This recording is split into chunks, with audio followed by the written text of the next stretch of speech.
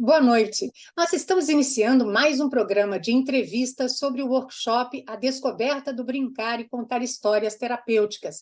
Eu sou Amália Rocha, jornalista, estarei com vocês no bate-papo desta noite. Você pode acompanhar este programa pelo canal Viva e Eduque, número 897 da Sol TV, pelo aplicativo Viva e Eduque, que você pode baixar na loja de celulares Android e iOS, e também pelo canal do YouTube da Associação Viva e Deixe Viver. A nossa entrevistada de hoje é assistente social pela PUC São Paulo e pós-graduada em animação social, cultural e análise transacional. Marilena Flores Martins é fundadora do Centro de Habilitação Promove, uma organização sem fins lucrativos que atende crianças com necessidades especiais e suas famílias. E é também fundadora da IPA Brasil, a Associação Brasileira pelo Direito de Brincar e a Cultura, que é filiada à Internacional, que chama International Play Association, que é uma organização presente em mais de 50 países, que atua com base no artigo 31 da Convenção dos Direitos da Criança da ONU, que reconhece o direito da criança ao descanso, ao lazer, ao divertimento, às atividades recreativas próprias da idade, bem como a livre participação na vida cultural e artística. Marilena, é um prazer conhecê-la e recebê-la aqui no nosso programa. Muito obrigada, Amália. Boa noite a todos, a você e aos espectadores, aos amigos do Vive e Deixe Viver, que foi fundado quase na mesma época, são irmãos de nascimento da IPA Brasil, no ano de 1997, e nós estamos nessa luta já há bastante tempo. Eu apresentei direitinho a IPA, não é isso mesmo? Isso, é. E como é que você resolveu fundar a IPA Brasil? Como é que foi isso? Eu, desde criança, eu me lembrei isso durante um evento que onde eu estava falando sobre o brincar, e eu me lembrei quando eu tinha meus 8, 9 anos de idade, eu estudava piano, mas eu estudava porque minha mãe queria, não porque eu gostasse.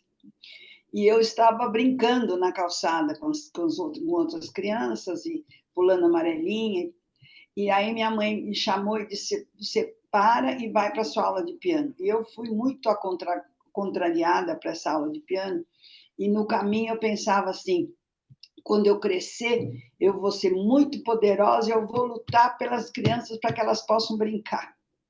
Eu tomei a decisão nessa idade. Depois, daí para frente, eu fazia teatrinho em casa, no porão de casa tinha uma janela, eu aprendi com a minha avó a fazer bonecas de pano, e a gente fazia o teatrinho, fazia os bonecos para as crianças, fundei um clubinho com 12 anos. Então, eu sempre achei que o brincar... Primeiro, eu não sabia desses conceitos, claro, como criança, né? Mas eu sabia que o brincar tinha que fazer parte da minha vida, né? De alguma maneira. Ou seja, o universo de brincar é lúdico, mas é muito sério também, não é? É muito sério, porque brincar é um comportamento da criança, né? A criança nasce, desde bebezinho, ela já começa a brincar, né? Ela começa a brincar primeiro com as próprias mãos, né? Olhando as mãozinhas, depois ela olha, por isso que a gente sempre fala para pendurar alguma coisa no berço, porque a criança fica deitada e ela fica estimulada, e a partir daí ela brinca com o rosto da mãe, ela brinca com brinquedos, e assim vai indo, né? Então, o adulto também brinca, então o brincar permeia a nossa existência durante todos os anos, assumindo diferentes formas. Mas eu te atrapalhei quando você estava explicando como é que você entrou nessa, né, de então, defender e o aí, direito. da IPA, foi o seguinte: durante um tempo, eu trabalhei em órgãos públicos, né, como assistente social, e depois com outras colegas, a gente fundou uma organização, uma clínica, um centro psicopedagógico, que existia na Zona Norte de São Paulo, né? Isso nos anos 70, quando ninguém falava em psicopedagogia no Brasil. E aí veio trabalhar conosco uma psicopedagoga, que a profissão não existia no Brasil, ela era argentina, e na Argentina eles já tinham alguns trabalhos com brinquedoteca, né, que lá se chama ludoteca. E aí eu conheci também uma pessoa que trabalhava com... Lá nós atendíamos crianças com deficiência, crianças com distúrbio escolar, com problemas de comportamento, sempre com crianças e adolescentes. E aí eu conheci uma pessoa que trabalhava na PAI de São Paulo, e ela me convidou para ir com ela a um congresso na Bélgica, isso em 82, que era justamente da Associação Internacional de Toy Libraries, que eles falam que lá na Europa eles chamam, em Portugal é ludoteca, né? Depois no Brasil a gente adotou o nome brinquedoteca. E também a IPA, que era International Play Association, que foi fundada na Dinamarca nos anos 60. E eu conheci, fui a esse congresso e eu fiquei encantada com as possibilidades que o brincar oferecia, tanto para as crianças como para as famílias, porque na época, na clínica, era uma clínica de saúde mental, né? Nós tínhamos convênios com órgãos públicos, com iniciativa privada, e o grande desafio era não só motivar as crianças para virem aos tratamentos, mas também as famílias. E aí eu percebi que o brincar era a grande estratégia, a grande sacada, né, para trazer essas famílias e essas crianças. Então, quando eu cheguei ao Brasil, a gente montou uma brinquedoteca na clínica. E aí as crianças ali conviviam com os pais, brincavam também, fortaleciam seus vínculos, e o profissional que ficava junto aproveitava para dar as orientações. Então, a gente percebeu as terapias evoluíram muito mais rapidamente, né? Embora existisse a ludoterapia com o psicólogo, esse era um trabalho de fortalecimento de vínculos familiares e pessoais. E os vínculos, e aí nós tivemos resultados muito importantes, inclusive a própria TV Cultura foi lá fazer uma matéria a respeito, né? Então, a partir daí, a gente não deixou mais de divulgar essa metodologia, vamos chamar assim, essa estratégia, né, de formação de vínculo. Ou seja, o brincar é super importante para a criança, né? Eu queria que você explicasse mais um pouquinho sobre o que o brincar favorece no desenvolvimento infantil. Olha, brincar, eu diria que ele é fundamental.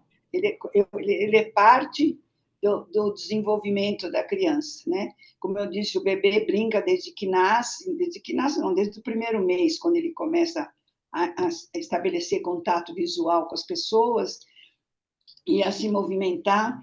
Então, os animais brincam, os seres vivos brincam, né? E é uma forma de se preparar e desenvolver competências para a sua vida futura.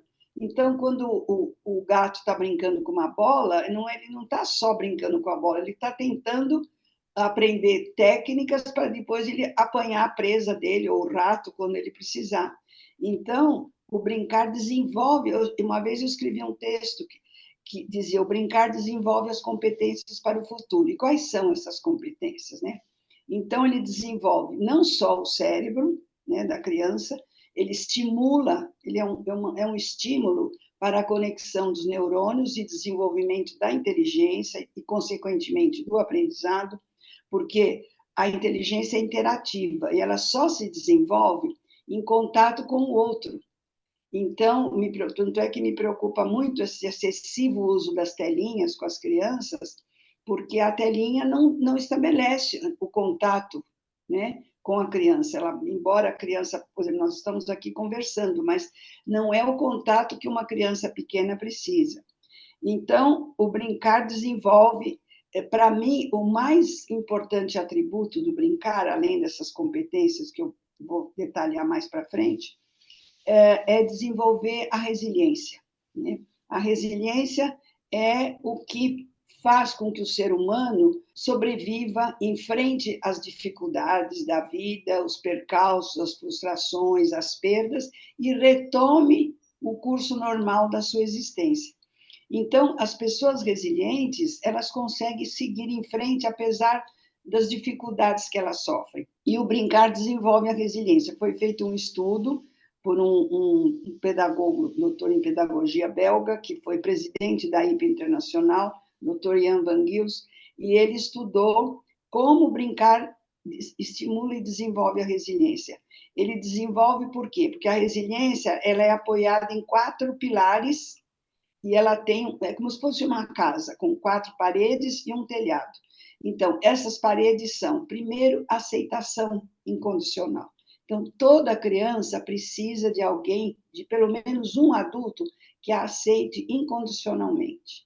Mesmo que ela seja, não é porque ela é menino, menina, bonita, feia, branca, negra, indígena, não, ela é que uma criança. Então, quando eu brinco com ela, para a criança, isso representa um ato de aceitação incondicional. Quando duas pessoas estão brincando, existe uma cumplicidade entre elas. Então, esse é o primeiro pilar da resiliência. O segundo pilar são as habilidades sociais. E aí, essa capacidade de se relacionar com o outro, de entender o outro, a empatia, né? Tudo isso a criança desenvolve brincando. Crianças que não brincam têm muito pouca empatia e têm dificuldade de relacionamento. Então, as habilidades sociais são o outro pilar da resiliência. O terceiro pilar é o humor. Se não houvesse humor, como é que nós enfrentaríamos tanta coisa, né? Tantas crises, tantos absurdos que a gente ouve na mídia todos os dias. Então, a gente tem que ter humor e para rir, inclusive, dos próprios erros, né? A gente tem que ter essa... E isso a criança aprende brincando. É só você observar um grupo de crianças brincando para ver como eles riem, né? Espontaneamente. É gostoso ouvir as risadas deles. Então, e o quarto pilar é a descoberta do significado.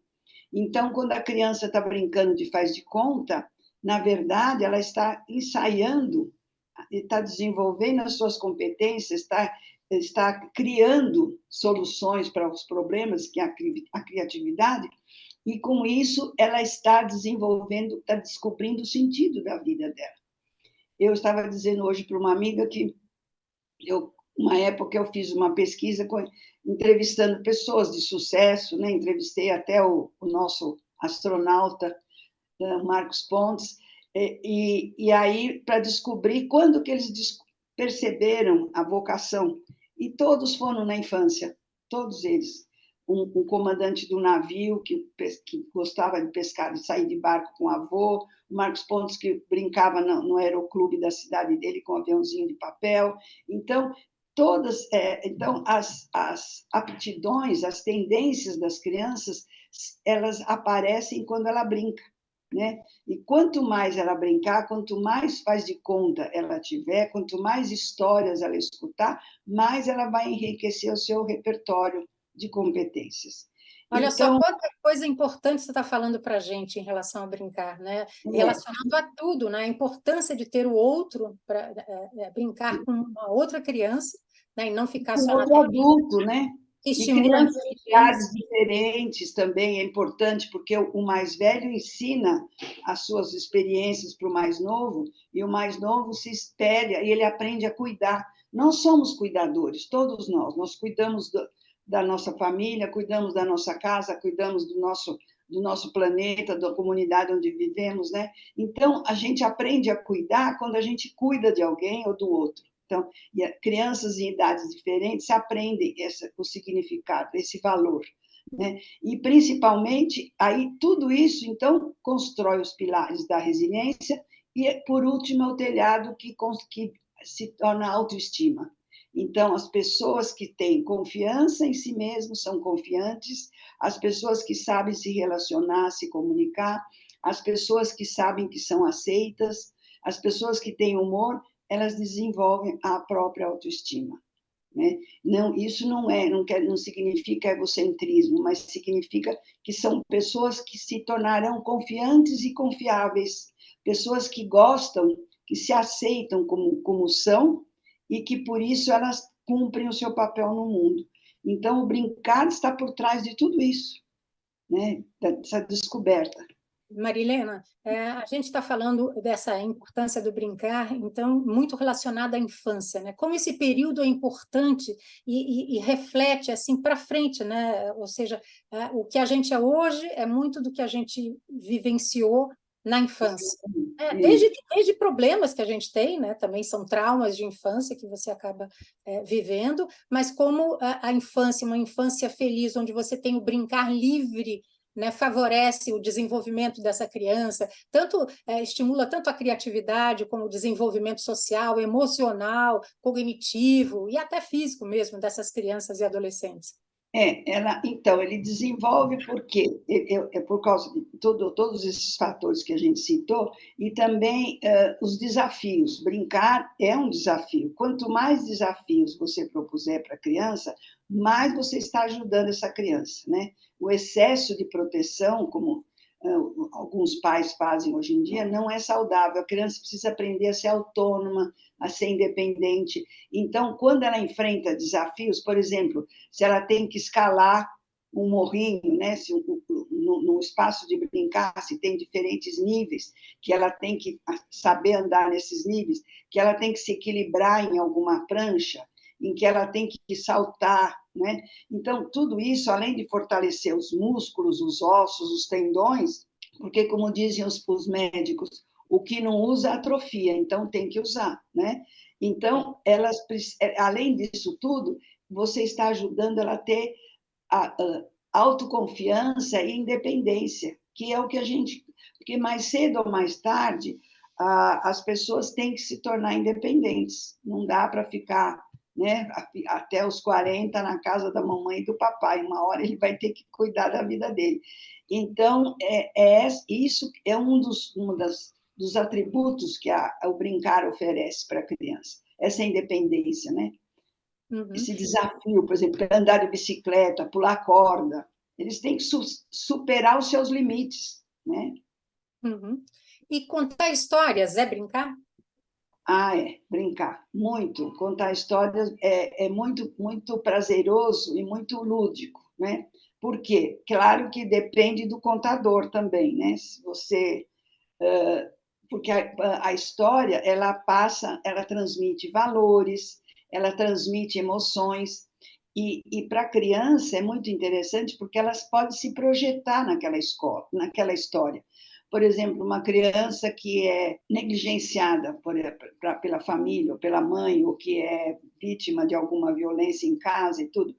A história da Cinderela, por exemplo, com quem ela vai se identificar? Né? Com a Cinderela, com a mãe, com a madrasta, né? Então, esses estereótipos que aparecem nos contos de fadas ou nas histórias em geral, eles são muito importantes, porque eles são um espelho para a criança. Então, a criança percebe que, mesmo tendo todas aquelas dificuldades, é possível superar, né? Que as histórias sempre mostram um final de superação, de alguma maneira, embora as personagens tenham sofrido algum tipo de dificuldade, né? Então, a história mostra tudo isso, é a projeção. E, além disso, dá a possibilidade da criança sonhar, né? Uma das grandes nutrições para o cérebro é o sonhar, né? Você precisa sonhar. Então, você sonhar com uma vida futura, você sonhar com o seu entorno, então isso tudo ajuda a desenvolver as competências socioemocionais da criança. Então, contar história, além de ajudá-la no aprendizado e estimular o seu gosto pela leitura. Hoje em dia, a gente está falando tanto que não precisa nem de livro mais nas escolas, não é verdade, né? O livro ainda é um grande aliado do educador, desde que ele saiba utilizar, e a criança precisa, né? O livro é uma referência, porque tudo que está na telinha, uma hora vai desaparecer e o livro permanece. Com então, certeza. é importante. Esse é um assunto muito importante, a gente vai continuar a falar dele daqui a pouquinho, depois do intervalo, tá bom, Marília? Bom. Tá bom. E agora um aviso importante. Desde 2007, a Associação Viva e Deixe Viver realiza o workshop A Descoberta do Brincar e Contar Histórias Terapêuticas. É um evento que tem como objetivo trazer ao debate a saúde mental, em especial em crianças e adolescentes. Patrocinado pelo Instituto Helena Floresbal, com realização pela Associação Viva e Deixe Viver, este ano ocorrerá em São Paulo, nos dias 20 e 21 de outubro, no auditório da Escola de Enfermagem da USP. Acesse o QR Code que aparece na tela e saiba mais sobre este evento. Nós vamos para o intervalo e voltamos já já.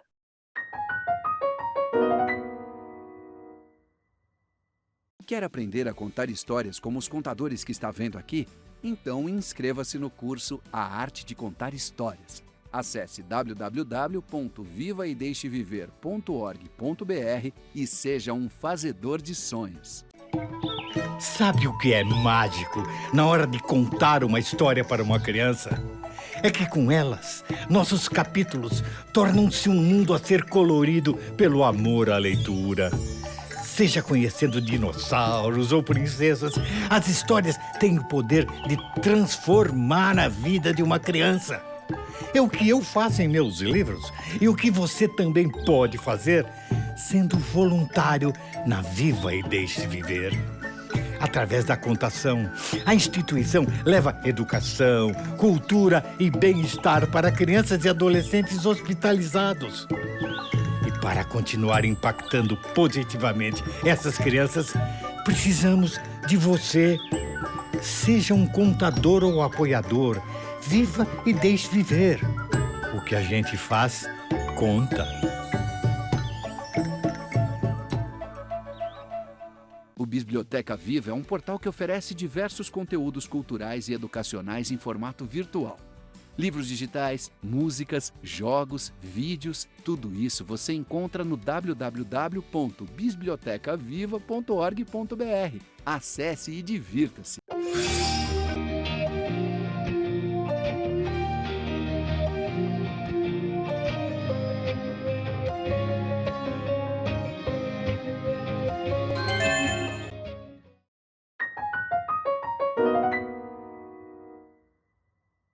Nós voltamos com um programa de entrevistas sobre o workshop A Descoberta do Brincar e Contar Histórias Terapêuticas. Nós estamos entrevistando hoje a assistente social Marilena Flores Martins. Marilena, a gente estava falando da importância dos livros e da contação de história, né? Vamos continuar daí?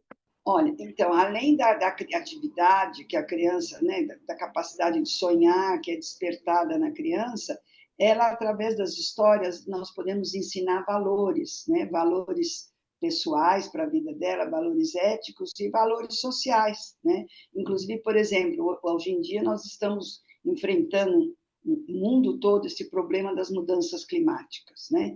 Então, se você conta uma história da natureza, sobre a natureza para as crianças, vocês, aí nesse momento, que é muito difícil você explicar para uma criança o que é uma mudança climática, o que é a sustentabilidade, são conceitos que até para os adultos fica difícil, às vezes, de entender. Mas, através de uma história, por exemplo, de uma criança brincando na natureza, eu escrevi um livro que se chama Gigi, a Tesoura Mágica, que foi até adotado agora pelo PNLD, né? Programa Nacional da Leitura Didática, dos livros didáticos, e conta a história de uma menina que era surda, né? E que aprendeu com a avó, isso é uma experiência que eu tive, aprendeu a fazer as bonecas de pano, e ela começa a fazer, e ela atua num parque perto de casa, ela reaproveita retalhos de uma confecção, e no final ela fica adolescente e tal, e ela ganha um prêmio de empreendedora do ano, né? Resumindo a história. Então, e nesse livro a gente fala sobre reciclagem de material, fala sobre a natureza, a importância da natureza, o papel da natureza na nossa vida, por que nós precisamos conservar a natureza à nossa volta. Então, essa questão desses conceitos mais abstratos, você consegue passar para a criança e envolvê-las, né, na causa, vamos dizer, que você está difundindo, através de uma história. porque a história atinge diretamente as emoções, o núcleo socioafetivo, emocional da criança. Então, quando você trabalha com essa questão, você está motivando, está sensibilizando futuros cuidadores do planeta. Então, se a criança percebe, por exemplo, você conta a história do peixinho que vivia no mar e que tinha muita poluição, então, ela vai ser a primeira a evitar que essa poluição se espalhe e que vai ajudar. Isso já é uma experiência que eu já tive com crianças que vivem no litoral e que foi muito, muito bom, né? De se organizar, porque a criança tem uma energia de fazer, ela quer realizar alguma coisa. Então, quando você conta uma história, a história inspira a criança. São muitos os livros infantis que a gente tem disponíveis, né? Temos bons livros infantis. Como fazer a escolha do melhor livro para contar para quem é mãe, contar para o seu filho, a professora para contar a história para os alunos? Como escolher? Olha, tem muito a ver com a idade da criança, né? Criança na primeira infância, que eu diria a partir de 2 anos, né? Meus filhos, meus netos, a gente, com 1 ano e meio, quando eles ficavam sentados, a gente já contava história, eles já gostavam de folhear os livrinhos.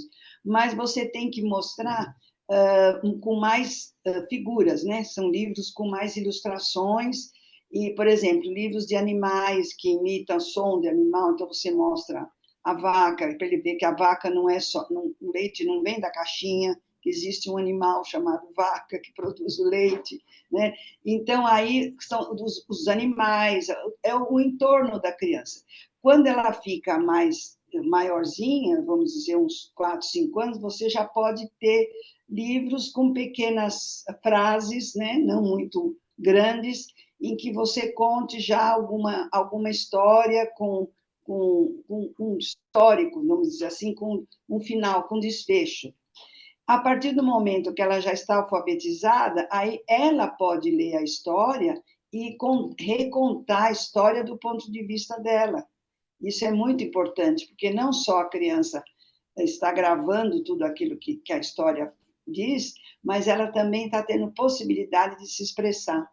E é tão difícil hoje em dia, né? Muitas vezes a gente não permite que a criança fale, se expresse.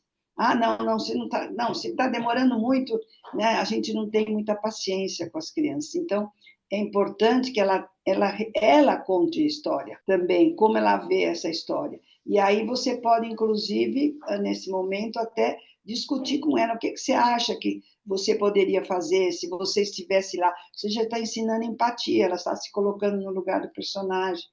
Então, é muito... Por isso que os adultos... Então, uma das missões que nós atribuímos à IPA do Brasil, e que está sendo cumprida muito bem, que eu já não estou mais na diretoria, eu digo que hoje em dia eu sou só mentora lá. Então, eu só fico dando algumas sugestões, mas nós temos uma equipe excelente, gente mais jovem, tal, que está levando à frente, né? Mas a questão é o seguinte, é a capacitação, e é o que o Viva está fazendo também.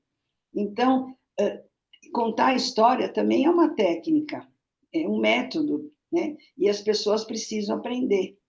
Não é todo mundo, a gente não nasce sabendo. Então, existem ferramentas, existem métodos que podem ajudar uma pessoa a ser um contador de histórias. E hoje em dia, com esses cursos online, é muito fácil. Então, o que eu sugeriria é que pais ou educadores façam um curso de contador de história, né? Porque, além de ajudar a sua própria comunicação, porque esses cursos ajudam, em primeiro lugar, o próprio aluno, né? E, em segundo lugar, vai ajudar a sua comunicação com a criança que você tem com você, seja no seu trabalho, seja em casa. Então, eu acho que isso é muito importante. Você citou a Associação Vive Deixe Viver, né, nessa capacitação de contadores de história. É super importante esse trabalho, né, que o Viva vem fazendo.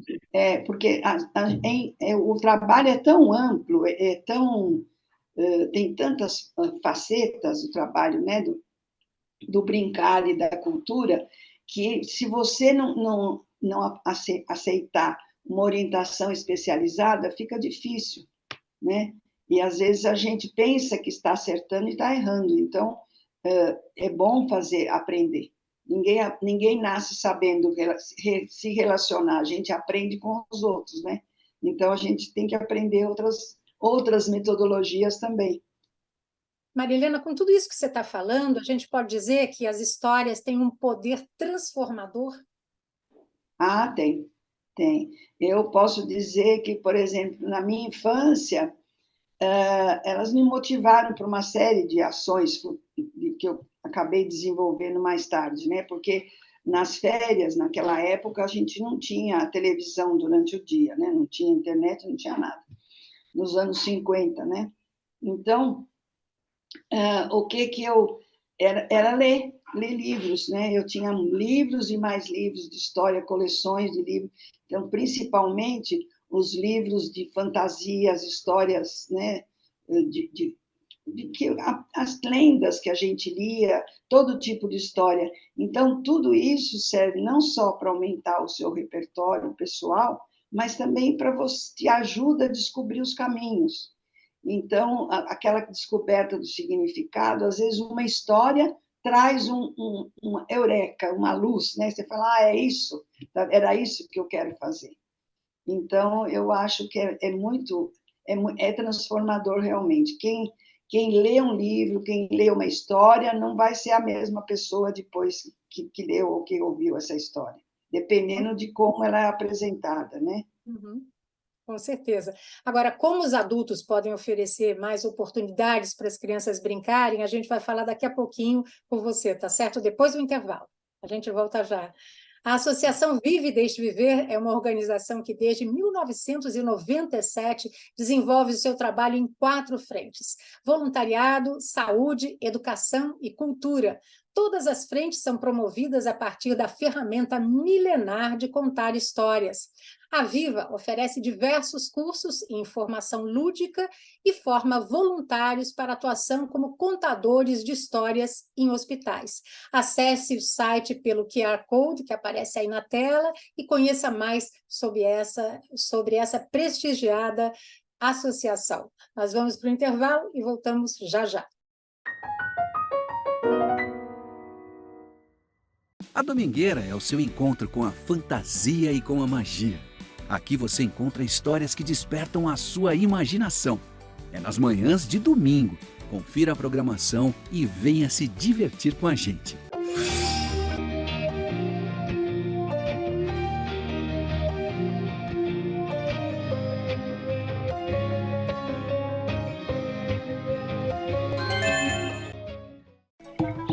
Sabe o que é mágico na hora de contar uma história para uma criança? É que com elas, nossos capítulos tornam-se um mundo a ser colorido pelo amor à leitura. Seja conhecendo dinossauros ou princesas, as histórias têm o poder de transformar a vida de uma criança. É o que eu faço em meus livros e o que você também pode fazer sendo voluntário na Viva e Deixe Viver. Através da contação, a instituição leva educação, cultura e bem-estar para crianças e adolescentes hospitalizados. E para continuar impactando positivamente essas crianças, precisamos de você. Seja um contador ou apoiador, viva e deixe viver. O que a gente faz, conta.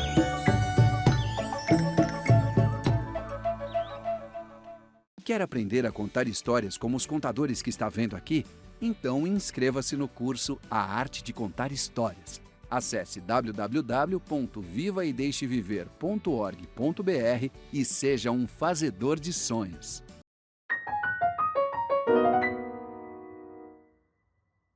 Nós voltamos para o bloco final da nossa entrevista com Marilena Flores Martins. Marilena, a gente estava falando, eu fiz uma pergunta, como os adultos podem oferecer oportunidades para as crianças brincarem mais? Eu queria que você falasse um pouco sobre isso. Olha, oferecer oportunidades para brincar tem alguns requisitos, eu diria, né?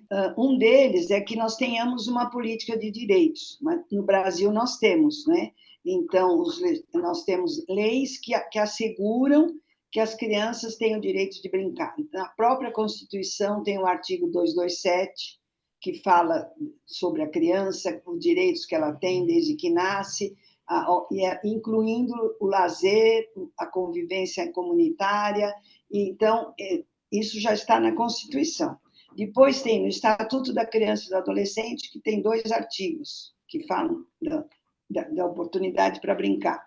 Depois nós temos o Marco Legal, mais recente, Marco Legal da Primeira Infância, né?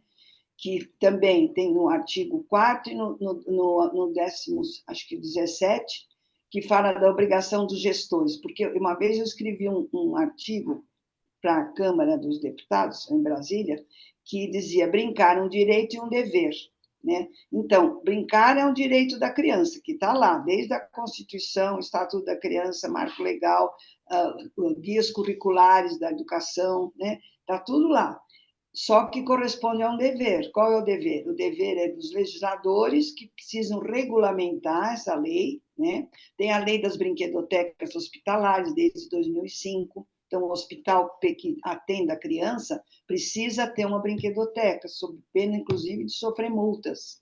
Então, mas será que todos têm? Né? Então, essa é a questão. Então, o adulto precisa, em primeiro lugar, conhecer essa legislação, regulamentar, destinar recursos. Então, os gestores, todos, prefeito, governador, presidente, ministros, todos têm que destinar recursos para que esse brincar seja contemplado. Contemplado com o quê? Com equipamentos especializados. Às vezes a gente vê parquinhos que já aconteceu, infelizmente, já aconteceram mortes em alguns parquinhos de São Paulo, em que a balança caiu, o escorregador também, né, provocou a morte de alguma criança. Então, a manutenção desses espaços é fundamental. Os pais precisam dar tempo para as crianças brincarem, as escolas, né? Às vezes tem escola que tem 15 minutos de recreio, ou 20 minutos de recreio. É o tempo da criança comer lanche. Tem lugar que a criança nem come o lanche, porque ela tem tanta sede para brincar, que ela sai para brincar e não come até o lanche. Eu já ouvi esse depoimento de muitas mães dizendo isso, né? Em vários estados, não é só em São Paulo. Então, o adulto precisa oferecer o tempo e o espaço adequado, o espaço qualificado. Nós temos que aproveitar que o brincar ele é extremamente democrático, ele é para todas as crianças, inclusive aquelas que têm algum tipo de deficiência. Então, os brinquedos, os equipamentos precisam ser acessíveis, né? Existem países em que um balanço, por exemplo, tem um local para você enganchar uma cadeira de rodas, né? Nós temos, no Brasil ainda não. Um espaço em que crianças, que não tenha que limitar, crianças só até 10 anos podem brincar, mas se ela tem 11, ela já não pode mais escorregar, não pode ir no balanço, não. Então, o desenho universal dos arquitetos, eu já conversei com arquitetos sobre isso, aí, por exemplo, tem uma parceria com a Faculdade de Arquitetura do Mackenzie, então os arquitetos todos sabem que é preciso fazer a adequação dos espaços para que eles sejam acessíveis e inclusivos, né? E os educadores precisam entender que brincar é parte do processo de aprendizagem, que brincar não é uma atividade de menor valia. Ah, está só brincando. Gente, ele está construindo a vida dele brincando, eles têm que entender isso. Então, a gente faz muitas palestras, seminários, encontros com os educadores, com os secretários da educação, né, para que eles entendam que brincar é parte do currículo, sim, é uma experiência de vida da criança. Então, o adulto, agora, além disso, se você está num local com seus filhos, seus sobrinhos, está numa festa, você brinca, ao brincar é propriedade da criança, é livre. Então, ela decide como e quando brincar. Então, se ela convida o adulto para brincar com ela, muito bom, é ótimo. Só que o adulto precisa entender as regras que ela impõe. Eu já vi criança pegar jogo de xadrez gigante, né, e jogar de uma maneira diferente. E aí o pai fala, não, mas xadrez não se joga assim. Não, quem é que está jogando? É a criança. Então, eu sou convidada, né? Eu vou aceitar as regras que ela vai impor. Então, o adulto tem que entender que, na brincadeira, a criança é o chefinho, Ela é que determina quem vai, quem não vai, e as crianças determinam as regras. E é muito importante isso, porque a vida toda é feita de regras. Então, brincando, ela aprende as regras, aprende a respeitar e percebe que o grupo pode excluí-la se ela não respeitar as regras. Isso também é importante. Uhum. Né? Então, a gente pode dizer que o direito de brincar livre enfrenta alguns probleminhas, principalmente em relação à falta de informação e falta de capacitação dos adultos em relação a essa questão. Ou seja, é preciso mais consciência. Exatamente. Eu sempre digo que o adulto não é culpado, ele é responsável. Né? Ele não é culpado da criança não brincar, mas ele é responsável por oferecer condições adequadas para a criança brincar. Sejam pais, sejam líderes comunitários, sejam legisladores, sejam gestores públicos, profissionais, todos têm que entender que brincar é fundamental para a criança e que nós, enquanto adultos, que ela depende de nós para ter essas oportunidades oferecidas a ela. Somos nós que oferecemos. Né? É claro que se você deixar a criança fechada numa sala, só com algumas coisas, ela acaba achando um jeito de brincar. Mas, se nós pudermos oferecer oportunidades, é muito mais rico, muito mais produtivo. Ou seja, esse estímulo é importante, né? Esse estímulo dos adultos, dos pais. Estímulo e proatividade, né? As pessoas precisam fazer alguma coisa e oferecer e providenciar para que esses espaços sejam inclusivos, para que isso aconteça. Né? Por exemplo, as brinquedotecas, elas começaram no pós-guerra, quando na Inglaterra, né? Quando as casas tinham sido destruídas, então as crianças não tinham brinquedos. Então, o que as mães fizeram? Quem tinha um brinquedo ou dois, elas juntaram esses brinquedos num espaço e começaram a emprestar para outras crianças. Elas trocavam entre si os brinquedos. Foi assim que surgiu a ideia das brinquedotecas, de levar brinquedo emprestado quando você não tem. Então, quer dizer, a comunidade, eu já vi comunidades aqui em São Paulo que se organizaram, né? Os avós, nós temos, a IPA tem um curso de guardiões do brincar para pessoas da terceira idade. Então, o que acontece? Os avós podem se mobilizar para providenciar. Tem um projeto em Santos que existe até hoje, chama Vovô Sabe Tudo, que são avós, homens, né, que vão às creches, vão ensinar e vão fazer brinquedos junto com as crianças, com material reciclável, material de descarte, né? Eles vão lá saber e tal. Então, quer dizer, todo mundo pode contribuir com isso. E ajuda os dois lados, porque para a criança é um aprendizado, é uma riqueza e uma oportunidade. E para o adulto é um vínculo, é uma satisfação muito grande do ponto de vista afetivo, né, emocional que ele cria com a criança. Então, é um jogo do ganha-ganha, quando adultos se providenciam e se esforçam para providenciar oportunidades de brincar, eles também ganham com isso. Com certeza. Agora, qual é a relação, queria que você falasse mais sobre isso, do brincar com o aprendizado? Ou seja, a criança que brinca mais, ela aprende mais fácil, ela tem mais sucesso na escola?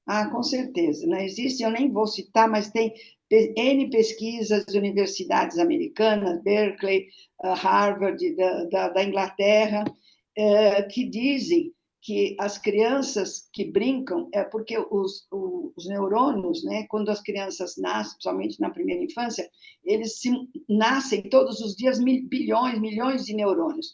E eles, para formar uma parte do cérebro, eles precisam se conectar, que são as chamadas sinapses cerebrais. É como se eles tivessem, né, um elo ali para se ligar, para poder serem efetivos, não se perderem. Então, o estímulo externo é que conecta esses neurônios. E qual é o estímulo externo da criança? É o brincar. Então, o brincar prepara todo o aparato, vamos dizer assim, para o aprendizado, né? Quando ele constitui na primeira infância. A partir daí, ele vai aprender noções de quantidade, brincando, né? Noções, toda a matemática, até a física, a química, ele vai aprender brincando.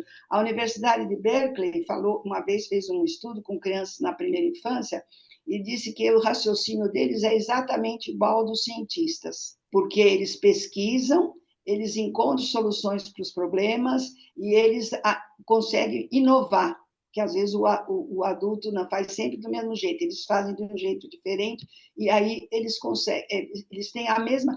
Einstein já dizia, brincar é a mais elevada forma de pesquisa. Então, você vê, então a criança, isso tudo contribui para que ela seja um bom aluno, que ela tenha facilidades para aprender. Existe um filósofo escocês, Carl Honoré, que já esteve até no Brasil, ele é muito, muito bom, e ele disse o seguinte, que você tem muito mais chance de ter sucesso no futuro com as amizades que você fizer e as experiências que você viver do que o que você aprende. Ele diz isso. Então, os relacionamentos que você tem é que vão te ajudar muitas vezes no meu caso, eu comprovei isso na minha trajetória profissional. Foram as amizades, os relacionamentos que puderam me ajudar a chegar no patamar seguinte, né? Então, ele diz que isso é muito mais importante, às vezes, do que o aprendizado teórico. Não que o aprendizado não seja importante, mas essas relações que você constrói ao longo da vida, principalmente com vínculos poderosos, como é o brincar, são aquelas que te ajudam a você descobrir o significado e a realizar o seu projeto de vida. E a gente, no fundo, a gente não pode abandonar isso depois que você vira adulto, né? Ou seja, esse olhar para a vida, um olhar mais leve. Com humor, principalmente o humor, né? O adulto brinca de uma maneira diferente, né? Ele não precisa de um equipamento para brincar, mas ele brinca, só o fato, você pode ver, às vezes, grupos de idosos que se reúnem, como eles dão risada, como eles se divertem, então... É uma forma de brincar, você está brincando com palavras, né? Contando histórias um para o outro. As pessoas mais idosas gostam de contar histórias. Então, isso tudo é uma forma de brincar, é a ludicidade emergente que está em todos nós. Enquanto a gente tiver vida, a gente vai querer brincar, sim.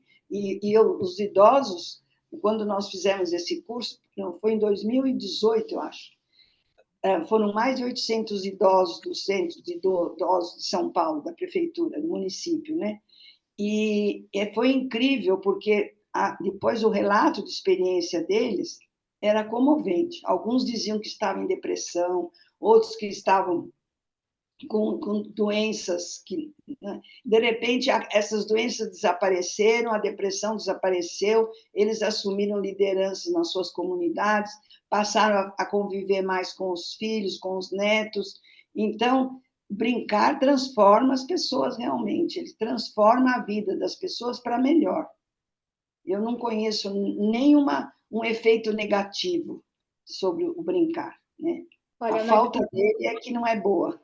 Com certeza. Marilena, foi uma delícia essa nossa conversa, muito importante tudo isso que você falou para a gente. Muito obrigada mesmo pela entrevista. Obrigada. Eu que agradeço e estou à disposição para a gente continuar brincando aqui, né? Com certeza. Brincando de fazer cinema. Tá certo. Obrigada. Boa noite. Boa noite. Eu espero você no nosso próximo programa, próxima terça-feira, às 19 horas. Fique agora com as pílulas de Eliana Yunis. Muito obrigada pela atenção e até semana que vem. O tema que a gente tem hoje a refletir se intitula Interpretação e Recepção. Para nosso espanto, o mundo não é o mesmo para nenhum de nós. Isto é, cada um vê a realidade a seu jeito. Isso porque há uma diferença entre a realidade que a gente percebe e o real, aquilo que o mundo é em si, para além da nossa percepção. O real é inacessível, porque não tem uma transparência. Dizendo de outro modo, a verdade das coisas não nos é evidente. Daí que o nosso mundo, ou seja, o mundo de cada um, corresponde àquilo que diz a sua linguagem ou aquilo que as linguagens podem dizer. Nela está o mundo em que nós cabemos. Os signos, as palavras, as imagens, eles procuram corresponder às nossas ideias, mas elas, na verdade, são só um desenho de mundo, não são o mundo. Claro que a linguagem verbal humana procurou criar referências em um sistema organizado, partilhável, de sons em combinatórias, pelo menos para início na linguagem oral. Contudo, o referente, aquilo que a gente chama em linguística de significante, recolhe em si o significado e o emprega de modo diferente em muitas acepções. Basta que a gente abra o dicionário e ver como os verbetes têm que dizer muita coisa para explicar o sentido de cada palavra. Portanto, o uso que nós fazemos dos signos, que se faz deles, na verdade, implica em uma diversidade de significações distintas, possíveis e até só imagináveis. Além disso, o significado não é a criação de um só sujeito pensante, mas resulta de um processo intersubjetivo, como a gente já viu, no qual o próprio sujeito está envolvido. Há, portanto, implicações múltiplas de tempo, de lugar, e são histórias as que atravessam os sentidos possíveis de qualquer linguagem. Histórias que vão coletando os seus usos e possíveis significações. Isso também implica em que os sentidos sejam produzidos continuamente e continuamente recuperados. Ou seja, a semiose, esse processo de significância, tanto como sugeriu Aristóteles, como a própria modernidade comprovou, a semiose é infinita. Podemos temer estar jogados em um labirinto, como de fato a internet e as mídias parecem atestar, colocando-nos em alto riscos de engano. Para escapar disso, é preciso circunscrever cada enunciado, cada dito, à sua enunciação, isto é, as condições nas quais o dito foi explicitado, as condições do dizer, as circunstâncias de cada expressão têm um uso historicizado, isto é, circunstanciado no tempo e no espaço. Daí que a recepção condiciona a interpretação. E a recepção daquilo que ouvimos, vemos, como apontou Iser, não pode previamente garantir um significado, porque senão correríamos o risco de apenas fixar um sentido. Como uma pipa na mão de uma criança, a leitura flutua, provocada pela raiz que a liberta para o voo, um voo sem rotas determinadas a priori, a não ser pelo desejo de um e outro se manterem em linha, o texto e o leitor. Intersubjetividades e memórias entram no jogo da linguagem e daí resulta a interpretação, que às vezes é apenas eco, cópia, mas pode ser singular. Embora existam intérpretes autorizados, por exemplo, os exegetas dos textos sagrados, os críticos de arte, todos nós carregamos um substrato da experiência que é eleito como o interpretante para aquela circunstância, para aquele texto. E uma vez que esse interpretante esteja desocultado, esteja expresso, aponta para a variável que sustenta a nossa singular interpretação. Vou dar um exemplo. Uma mulher rouba ou toma uma lata de leite no mercado para um filho faminto? Pensemos que aí há muita coisa em jogo e um juiz terá que considerar e escolher um ponto de vista para interpretar este fato em juízo. Vemos que a interpretação deixou de ser um processo centralizado, por exemplo, como era no texto sagrado, um intérprete que tinha a voz empoderada, ou numa autoria, por exemplo, personalista, em que o autor vai afirmar aquilo que quis dizer. Para aceitar essa multiplicidade nova, segundo os ângulos múltiplos que inclui, o sentido não pode se tornar apenas um joguete de achismos infundados.